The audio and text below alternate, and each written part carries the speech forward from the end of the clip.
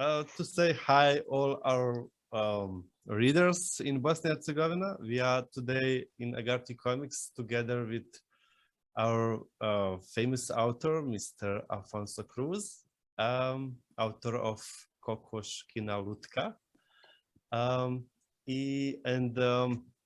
our translator, Ms. Vesna Stamenkovic. We are on 3 different places in the Europe today. Unfortunately, we cannot be together because of all of these circumstances, but I hope so. This year is just started, so who knows, maybe we can organize a regular meeting during this year, but we will see, of course. Welcome to this online small conversation, Mr. Afonso. Thank you. It's a pleasure to be here. Thank you. And Vesna, hi to you. Hi. Hello. So, yeah. Can I just first of all start by saying hi, Afonso. It's a great pleasure to meet you. And it's a great pleasure to be here and to be able to conduct this informal interview with you. I'm also apologizing for the language being English, but I'm certain we can both do it. No problem. Without a problem. Yeah. Yes.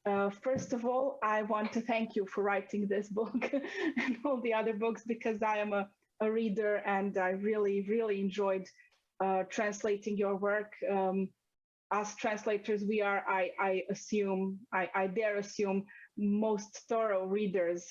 And I really enjoyed it. It was a pleasure and a very good honor, very great honor to translate your book. So if thank you very much. While doing this, I'm sorry. I'm used to talking about the book that I translated, but talking to the author is a rare pleasure.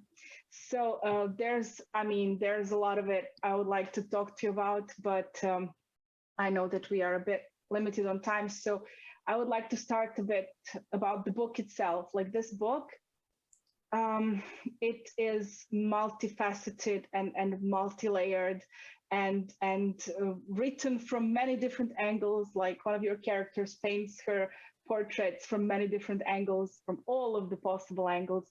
It mentions war, it talks about war, but it's not about war. There is music, but it's not about music. There is literature, but it's not about literature.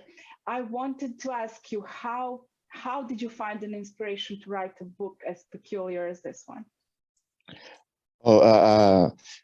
First of all, thank you for this invitation, and thank you, Agarthi Comics, for publishing the book, and Vesna, thank you very much for your words and translating the Kokoschkina's doll. It was one of my first novels, one of the first novels I wrote, and actually, what happens is that almost everything in it, it's a very natural thing. It's not an artificial kind of work. Something that I thought I'm gonna do something multi-layered, something that looks like that has a structure similar of. A structure of a maze or something like that. It wasn't that happened. Actually, when I finished the first draft of this novel and I sent it to my editor, she told me, because the first draft, the episodes weren't chronological, they were mixed. So then the novel was much more complicated, much more harder to follow. And she told me, no, this is really, really, really difficult to understand. And don't do that thing to your readers. And I thought, well, I can change the chronological order of the chapters. That's not a problem.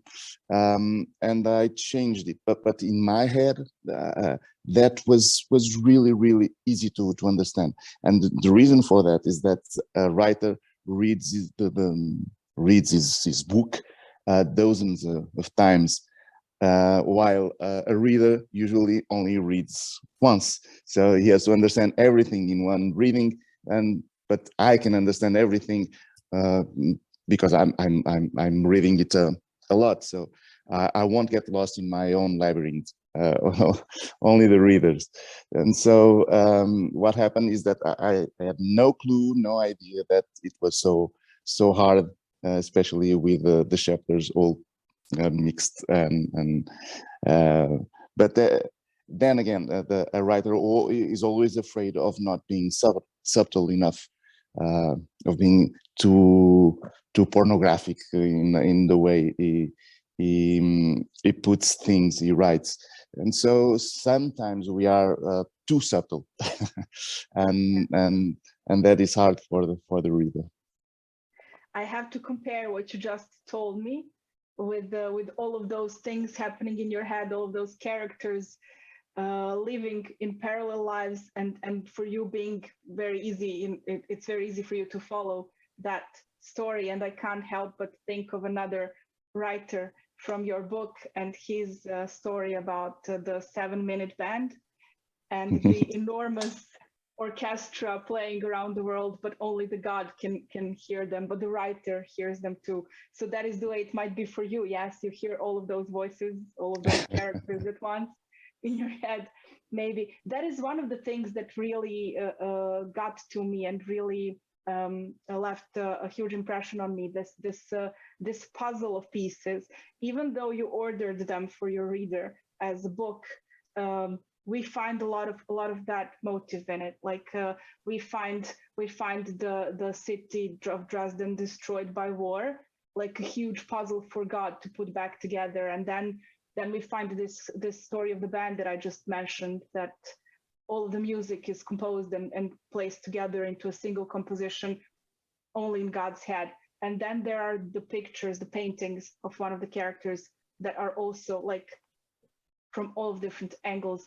Is it that is a thing that got me thinking about is maybe one of the messages that we are all actually made up of every single version of ourselves that other people perceive when we interact with them, maybe, I don't know, and that underlying story of Kokoschka's doll, of the idea that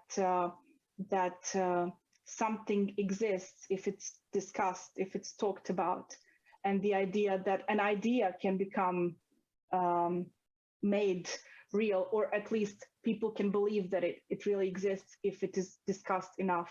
Is that kind of a puzzle something that you are putting together like a mosaic of a billion little pieces when you are writing? Yes. I really like that idea of having lots of perspectives, lots of points of view, and I do believe that truth is the sum of those opinions, of all the opinions. So an opinion, it's not true, but the sum of all the opinions, they probably are, and I really like that idea, not only because it kind of started in the beginning of the 20th century when people started, for instance, to paint from not a fixed point of view. In Renaissance, for instance, a painter would stand still, painting a landscape or a model in a room, and you wouldn't move. So the first painters that tried that were Cézanne, and later Picasso developed that into a system or a kind of system with cubism. But also what happened in science was almost the same thing. We were not in a fixed point anymore. Every point in the universe is the center of the universe, and everything changed from that fixed and central point of view. There was no there was this was called first the Pythagoras, the Copernicus Principle, which means that the Earth was no more the center of the universe, and we couldn't displace our view or seeing things from different angles, and they were right as well. And so that happened also in literature, coincidentally with Fernando Pessoa, a Portuguese poet, that tried to separate himself into another selves in order to view the world or apprehend the world, and those ideas, they are really important to me, and then not only because I like them logically, rationally, but also because they also belong to my DNA. I am like that. I behave like that, and I think like that. My first work was an encyclopedia, the first thing I wrote, and it's a fake encyclopedia. It's an invented encyclopedia with which everything that happens inside those stories are made up. They are invented. The quotes are invented. The authors are invented. The books are invented. Everything it's invented. The bibliography, it's fake, and so it's a exercise of talking about fiction in a very formal world or medium that is the encyclopedia, that supposedly it's about truth, and in that way also I could manage to have those fake or inventions or thoughts that, if they were debated, if they were talked, if they quote each other, you have the feeling that might be true. And sometimes what happens, because I kept writing more volumes of this encyclopedia. Now there are 7 published, and sometimes I receive messages of people that think that some of those episodes I talk about or characters I talk about in the volumes of the encyclopedia, they think it's true, and they quote them and so on. It also happens in your book that the author, one of the authors in the book, is asked to write about characters and then write from the perspective of characters inside the book. Yes, and it's all very complicated. And then the proving that the book was actually fake, that was also very complicated. That is in this entire era that we live in right now of social media and internet and all sorts of information that are or are not true, but are readily available everywhere. It is truly a labyrinth through which it's not very easy to navigate. But sometimes whatever we say, or I mean, it sometimes feels that life one-ups you, like it always gets more creative, one step more creative than the story that we can invent. That is one other idea that I got from this. Yeah. Sorry. Yes, and sorry, and then the fake news are a real problem, but the main difference, it's the purpose. With fake news, you want to deceive someone, but with this is about the value of fiction. You're saying that it's reality. It's not really that important when we're talking about fiction. It's the ideas that are important. And the ideas might be true. That didn't happen, but the idea behind that episode, invented episode, it might be true. I once heard an author saying that he didn't want to. He writes usually historical novels, and he was saying that he doesn't like to spend time reading things that aren't true. For instance, Dostoyevsky, it's not that good because it's invented.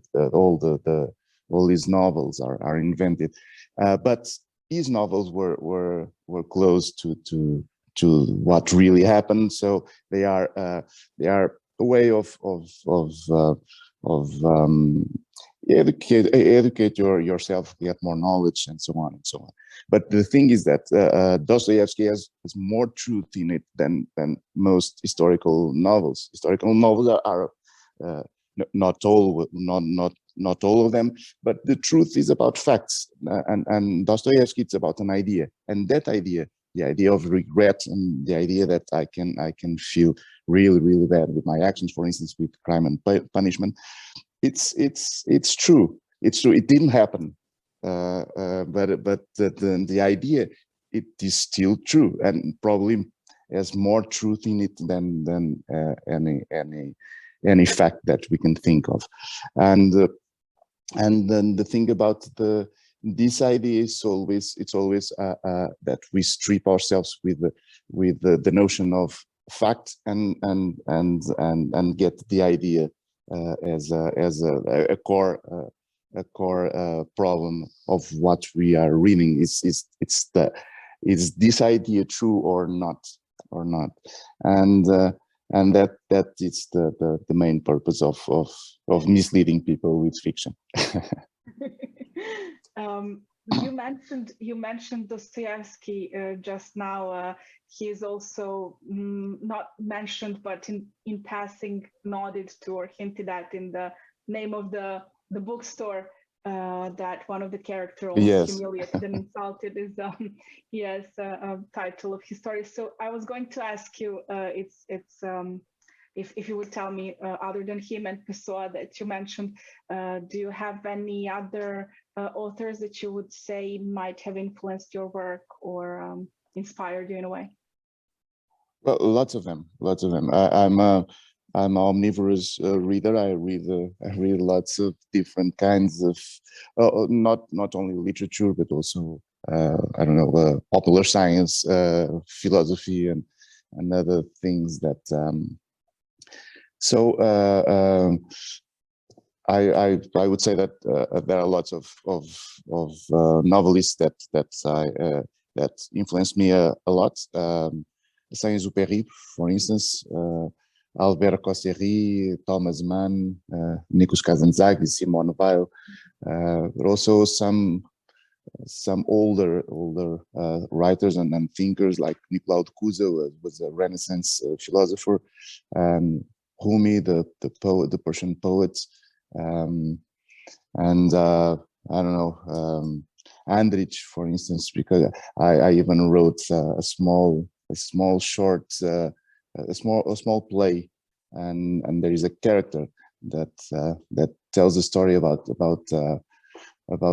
a relationship with a dog that was inspired in the bridge over Drina. I don't know the name in English. And so there are lots of writers that are really important to me. Some of them, they were more important when I was 20, some when I was 30, some when I was 40, and some of them yesterday. Yes. Well, we also mentioned a moment ago, we mentioned painting and we mentioned literature. There is one other very important art that is represented almost to the point of, in my opinion, being a character, background character, but always present in this book. It's the music. We have the God's composition in that, the 7-minute band story. We have a little flirt with tango in one part of the story, but in my opinion, the soundtrack to this book is definitely jazz. So I was going to ask you more about it. I know you do music as well. I am, as a translator, it was one of my greatest challenges in translating this book, since I am musically illiterate. I'm just a listener. I like to listen to music, but I'm not educated in that direction. So it was difficult to make it sound natural. I consulted my colleagues and I went far enough to find a colleague who is a jazz guitar player and also translates from Italian. So he helped me with some bits that I couldn't make sound natural without his help.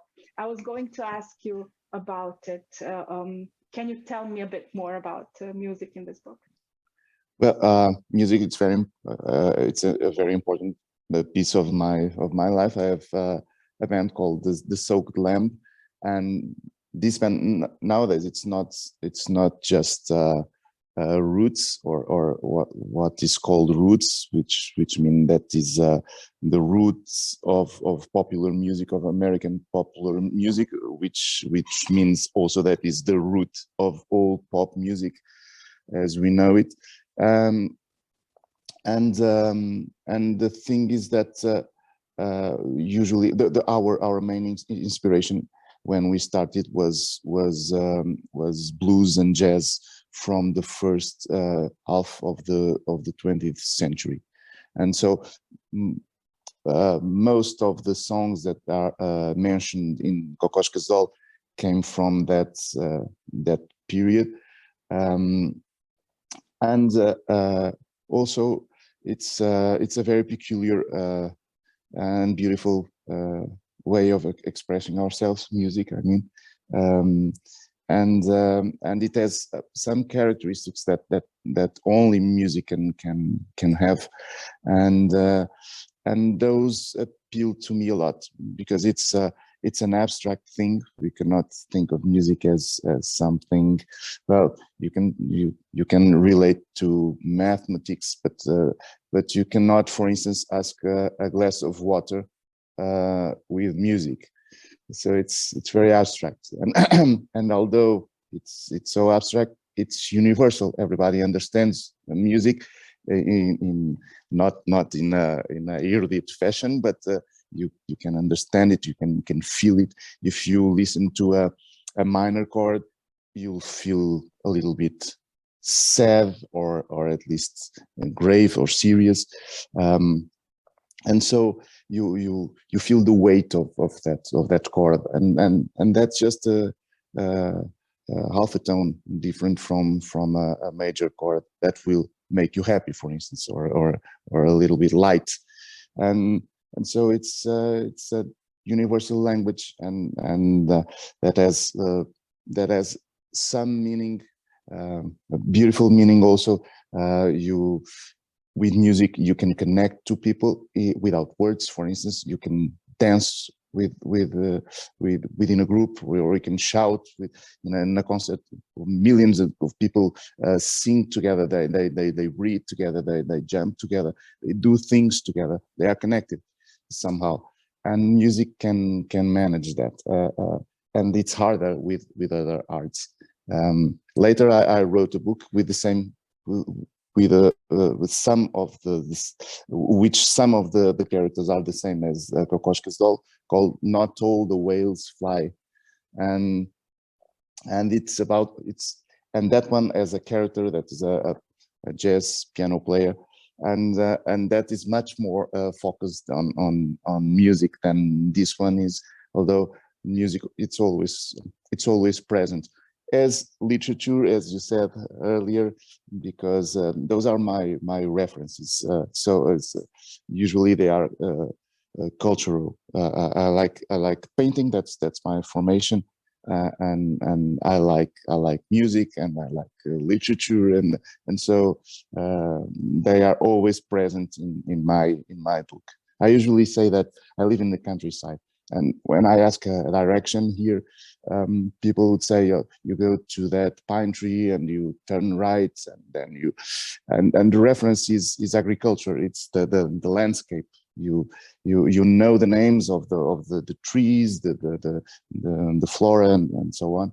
And for me, my orientation is cultural. You go to Fernando Pessoa, you turn right, and then you see Kafka and you turn left. And something like that. My map is cultural, and so I, and then that's a really important part of my life. That is yes. That sounds very amazing. I was going to mention another connection between, you mentioned connection between different forms of art and what one art can do and another one cannot, and how they kind of complement each other.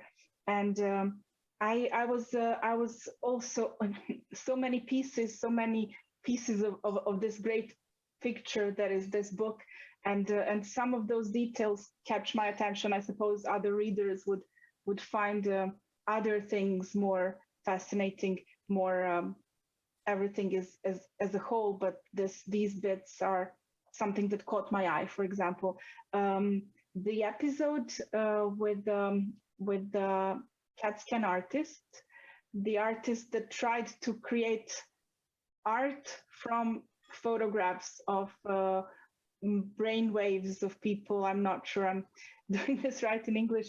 So I drew a parallel between that story and the one with one of the characters that is trying to measure the weight of human sin, of evil in essence, and is measuring it with inventing a new unit for it.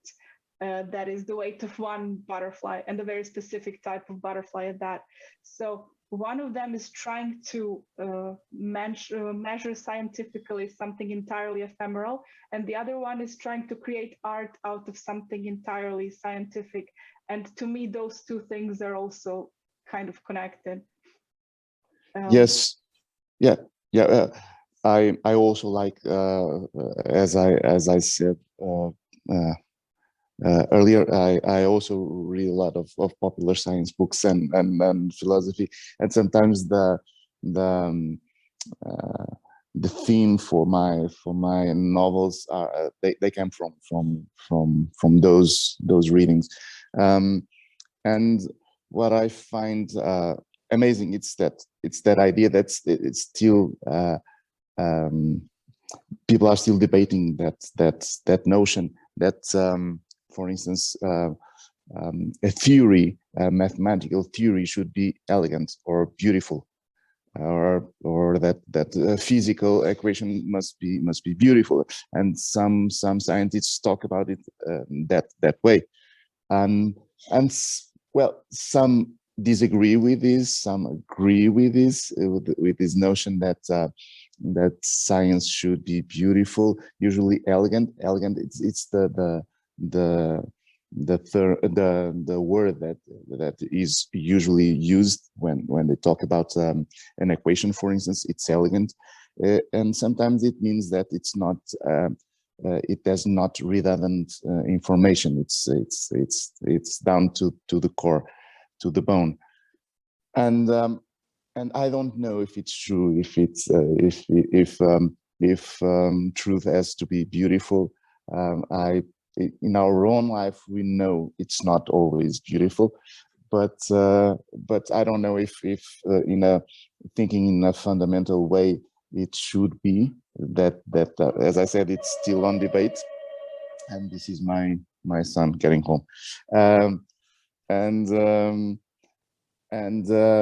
but what I do believe is that there must be some kind of connection between a macroscopic level and the microscopic level, and so that is a connection that usually we might get lost. For instance, we know if we see water, the way we perceive water, it's a kind of liquid with viscosity, and but but you know that its composition are molecules, and when you see or you imagine or you those molecules, you don't see anything liquid.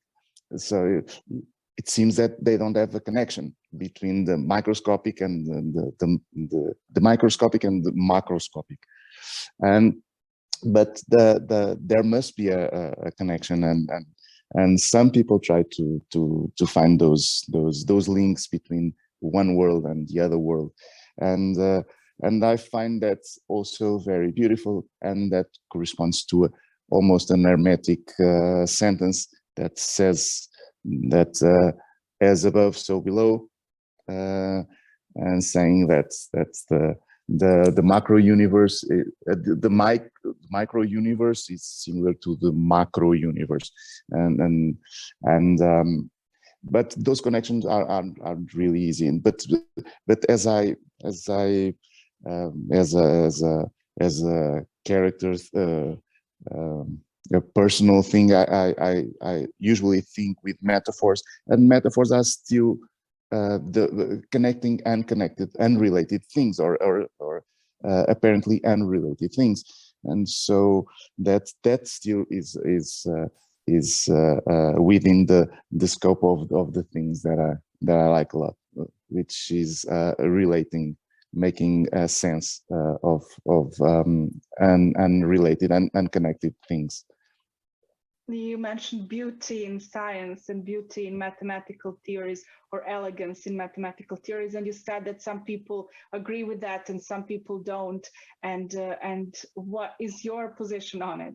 Like, is there beauty that can be found in anything? Because I think you are a very multifaceted artist, and artists' duty is to find beauty.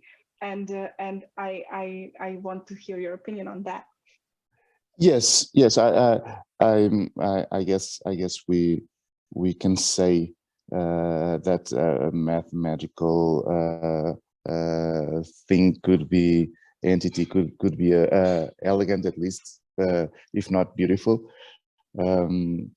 I can totally understand the why this is a thing, and also a problem, because of course there are. We always thought with a kind of reductionist thinking, we are always trying to get to a law or a principle that could explain everything, a very, very simple equation that could explain everything. But there are lots of other approaches which they are really, really interesting, and we have talked about it. Which are complex sciences. It's when you say no, you cannot understand the world just from a simple equation. There are lots of emergent complexity that can only be understood from different disciplines, from different points of view, and then you'll find that maybe the best way to understand the world is it's from, of course, a reductionist way of thinking. It's really important, but also the holistic way of thinking, it's as important as that, and you have to mix them together. And maybe when we do that, or if we do that, maybe we can really find a beautiful connection. I don't know, but I really think that sometimes there are very, very, very logical, very simple processes that if you use it, we can create beautiful things. And those processes happens in nature. For instance, you have a very, very, very simple way of creating patterns in nature. For instance, skin patterns in animals, like a zebra or a leopard or something like that. It's a very simple formula, and you have that result, which is really, really beautiful. And so you can, with a very simple equation, or a better formula, get a beautiful result. This is, yes, it's amazing to hear all this. I was going to ask a couple more questions, but they are all very, I think that those are the questions that you get asked most properly a lot, possibly a lot. One of those questions is, this book, Kokoschka's doll, was published many years and many books ago. And I know it's difficult to choose between your creations. I know that I treat my translations like children, and I can't choose a favorite. I have a current favorite always. It's always like one of the books that I've been most influenced by recently, but it's difficult to choose a favorite. Would you be able to pick, if you had to pick one of your books that is your absolute favorite, which one would it be? No, it's really hard to do, because it's when I publish, and I think most literary authors think of their books a little bit like this. It's that we are doing the best we can, and and it's a radical thing. It's really the best we can. It's we could not do anything better than what came out back then. So it's really unfair for the books I wrote to choose one. Although what happens is that they have different lengths, of course, the different sizes, dimensions. Some have more pages than others, and that doesn't mean they are better or worse. Of course, that only means that usually we spend more times with those bigger books, and when we spend more time with them, we spend more time with the characters. We know them better. We talk to them. We sleep with them. We wake up with them, and that's a kind of marriage for sometimes for years, and so probably Where the Umbrellas Go, a book called like this, which is a novel with 600 pages or 700 pages, depends on the edition.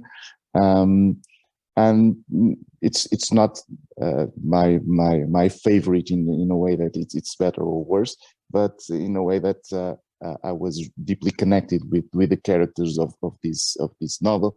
So I really I have lots of conversations with them, imaginary conversations, of course, and so that connection, it's hard to be broken.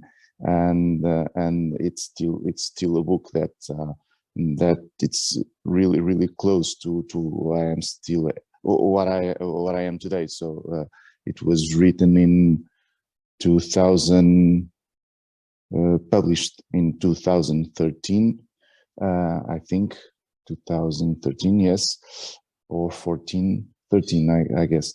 And so 8 years ago, but it's still a book that it's very present.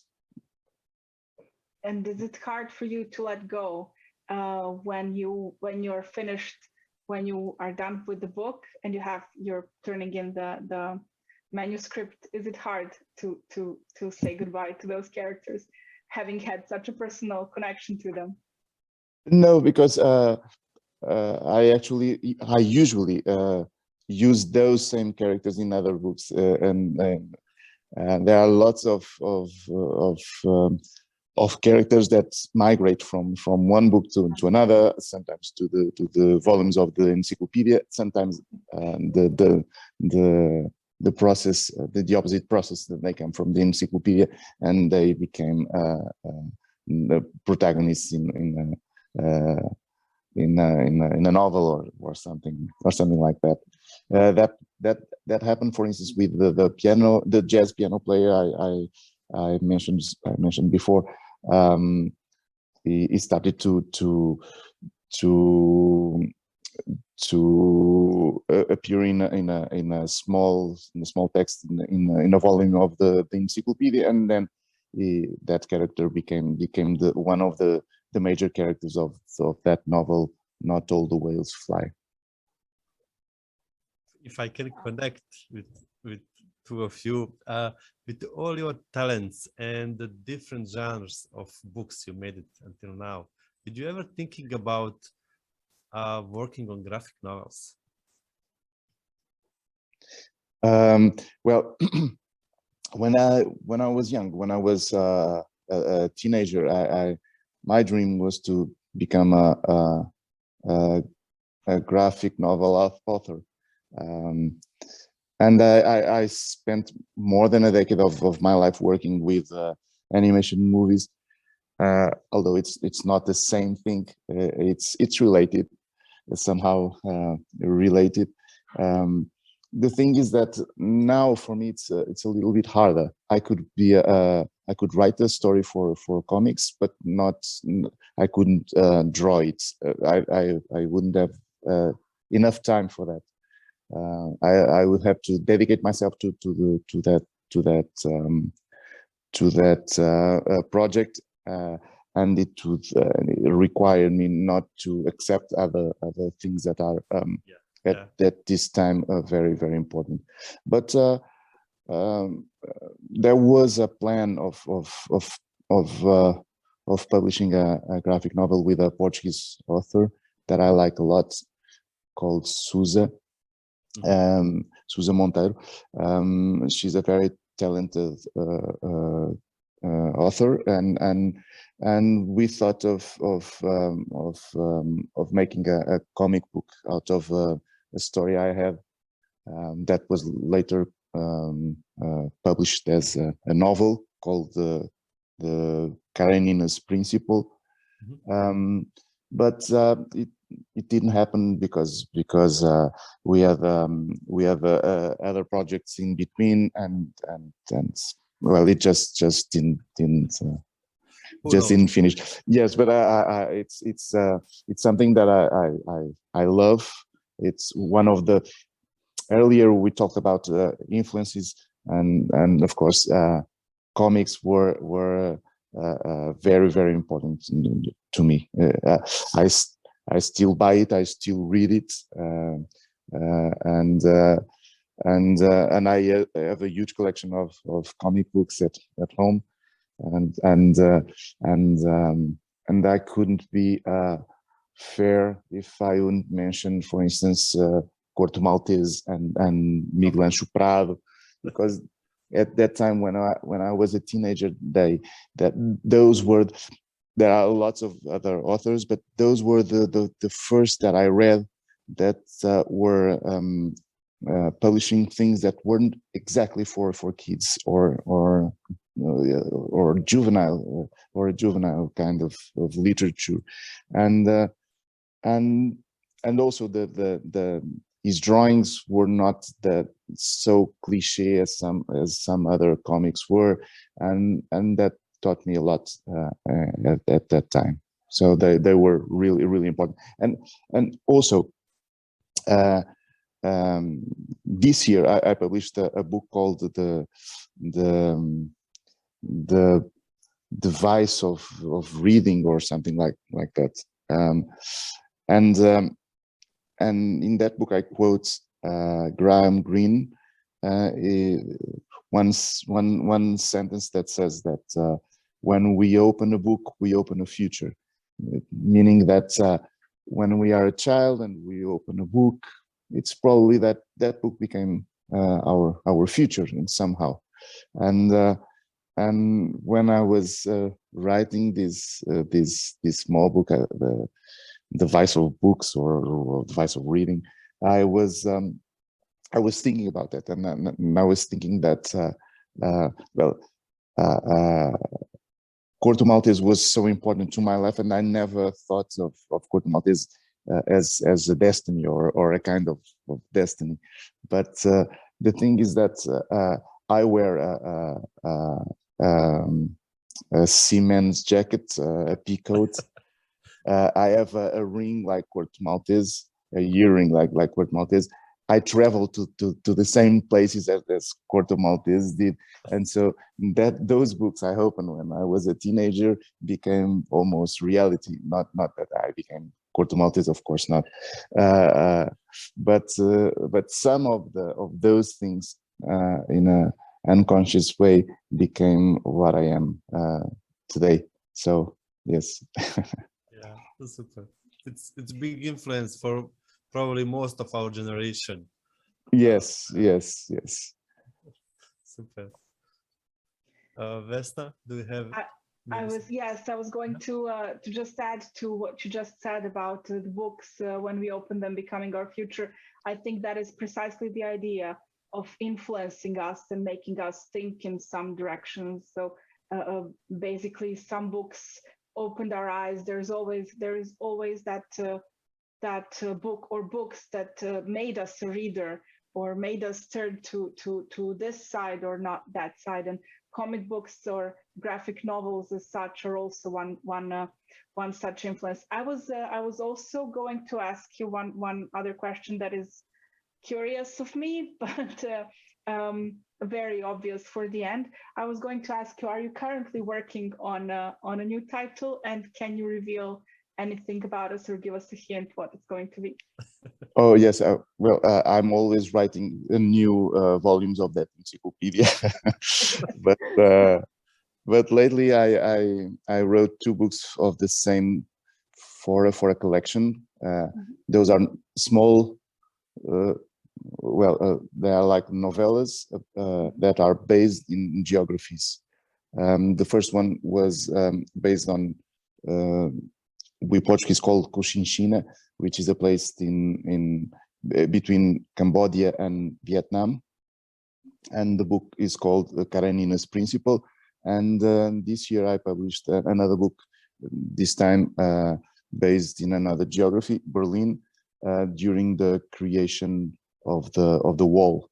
And now I have 3 books of this collection that I already started. Some are more developed than others.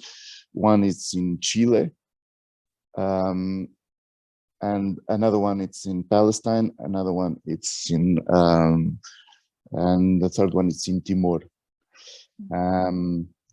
And I'm also writing a novel for 5 years now. It's a big one. If we are talking about pages, and I don't know. I really don't know which one I will publish this year, or which one of them. It might be more than one that I will publish this year. And there is an essay, a small essay that I wrote, and it's coming out next week, about Saint-Exupéry and about ethics in the Little Prince, and I think there are two small essays in this book, and the other one, by coincidence, it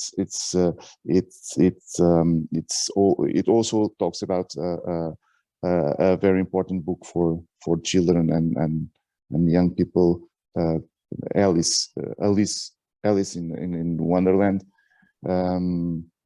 It has to do with the inspiration of one of the illustrations of that book, and so that's it. And I think that's enough. I usually start the year with 8 books. I want to publish 8 books, and then I publish 1, 2, 3 sometimes. Great. Great. Well, I want to thank you for talking to me this afternoon, and thank I you. want to thank you for writing this book that is now on my list as the top book. And I'm hoping to have an opportunity to translate more of your work in the future. Thank you very much. Thank you very much for this talk. Thank you. Thank you. Afonso, thank you, Vesna, very much for joining us and to share all these great stories with Bastian readers. I really hope that, like Vesna said, that we will have opportunity to work or your others. I hope so. Other works I hope so. with other readers. Thank you so much. Thank you. Thank you. Hope to see you again. I hope so. Bye-bye. Bye. Bye.